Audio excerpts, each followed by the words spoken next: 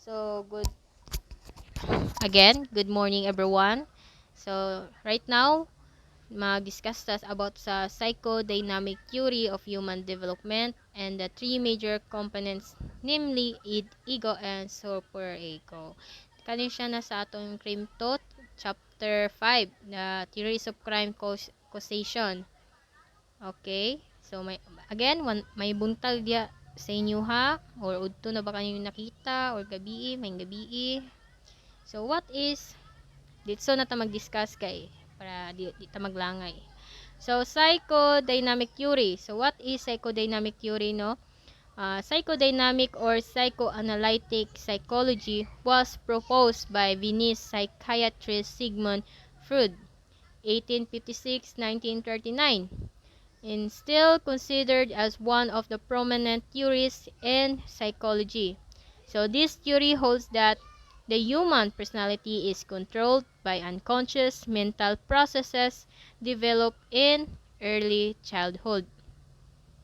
It it agrees that human personality contains three major components, namely id, ego, and superego. So, ako na explain na. Ang main highlight point nga theory is that human personality is controlled by unconscious mental processes develop in early childhood, no? When we say unconscious mental processes na buot pasabot ana, dili ta aware sa atong ginahuna-huna or unsa atong ginahuna-huna. It just happens naturally and unconsciously, no? So, maghimo tag example. So, what are the examples sa kanang unconscious mental processes nga unconscious daw nga to ang mind. Ang example ani, best example ani is ang sa three components, no? Ang id, which is sa psychoanalytic theory, ang id, ang usa ka bata nga below daw 5, no? Below 5 pagani, wala pa na siya super ego and ego components, no? Only id.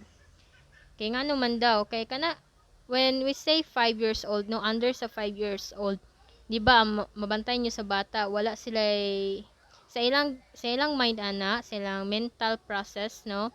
Since bata pa man sila, 5 under sa 5 under 5 years old, kay ilang mind ana is unconscious, no? Mo nang mahilig sila mag kubi-kubi nga, kay kung unsay maiganyo sa ilang mata, ngano man, because they only have the pleasure, no? Pleasure principle. They don't have moral and reality awareness yet. So, bisan pagtain nila, ilan ang kubian, kay nga naman, ilan ang pleasure. Diya sila ma, ma-happy, like that. So, ang bata, usay, ilan ang pagkubian, usay, ilan ang uban bata, kanon nila lang tae, di ba? So, during sa oral stage sa bata, birth of 1 year, ang ilang pleasure is directed sa ilang mouth, no? Ang oral stage, di ba? Sa mouth, mao nang mahilig pa sila magkit-kit sa tether kay gilok pa na ilang ngipon or magtutoy silang mama. So, these examples are all unconscious, no? The mental processes happen without our awareness, no? Gakahitabo nga dili ta kabantay sa gakahitabo daw nga dili ta aware sa ato ang ginahuna-una. So, atong explain ang three major components: id, superego, and ego. So, what is id? Id dictates the needs and desires.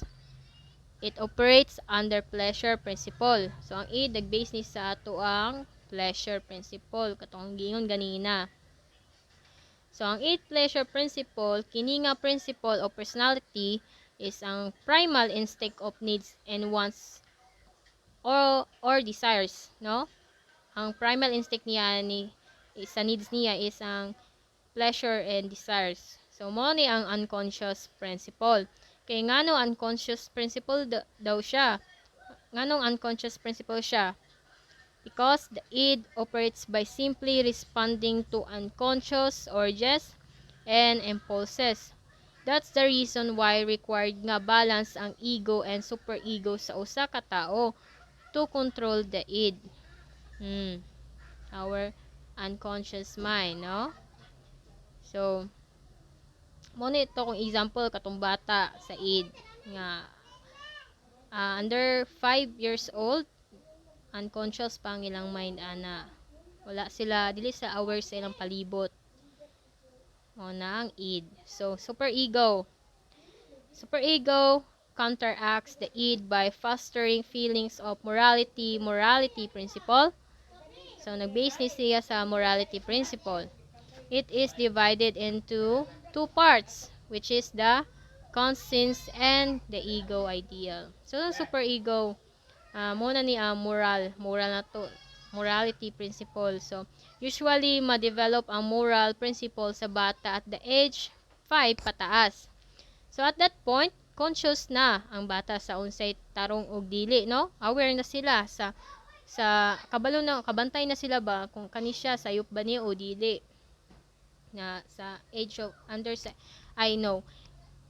age 5 pataas. Okay, so this is the first line of suppressor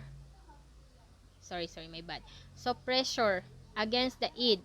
If you have an urge to do something which goes against your moral awareness, it creates a doubt and a suspension of act, no?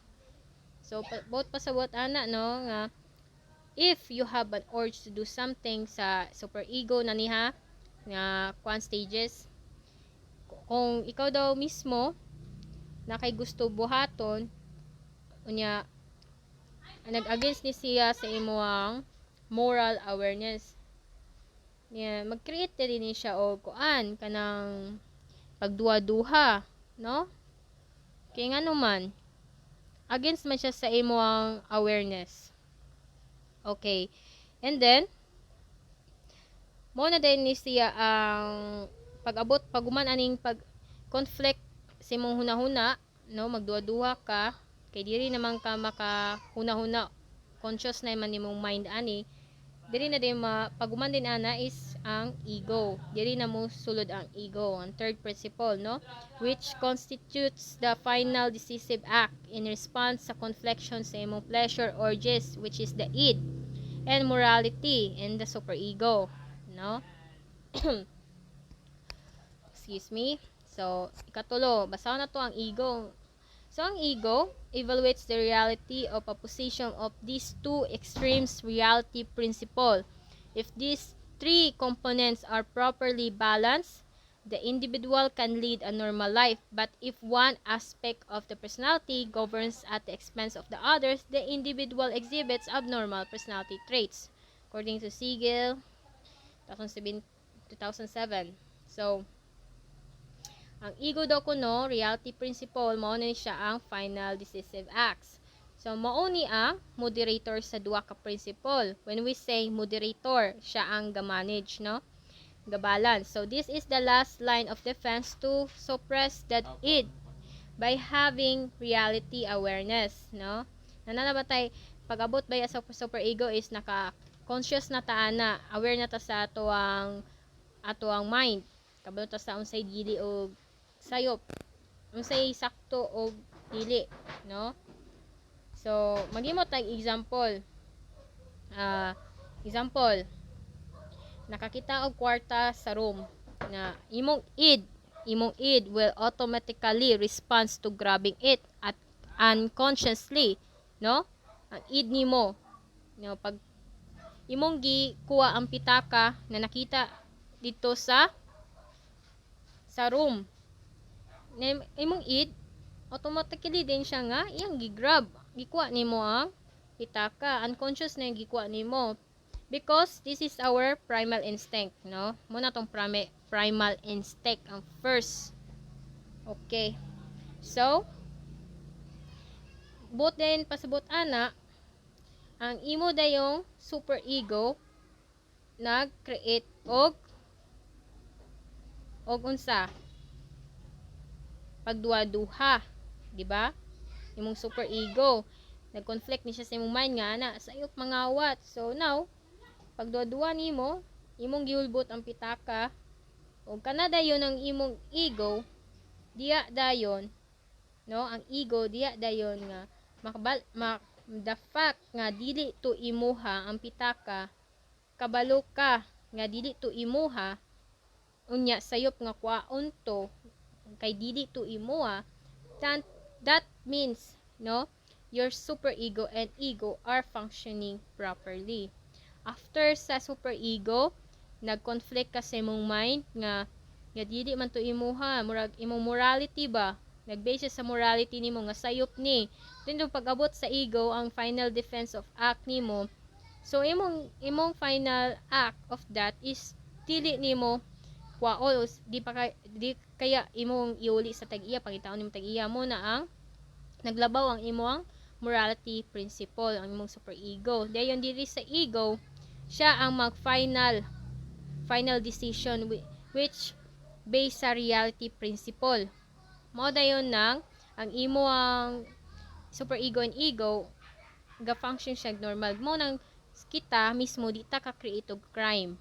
Di ta dali maka-create og crime, which ay kay ngano man, kay ngano balance man ang ato ang personality traits, which is the morality principle and reality principle. So maura na siya. Kung mo kasabot, comment lang mo. Maura na siya. Thank you kay everyone.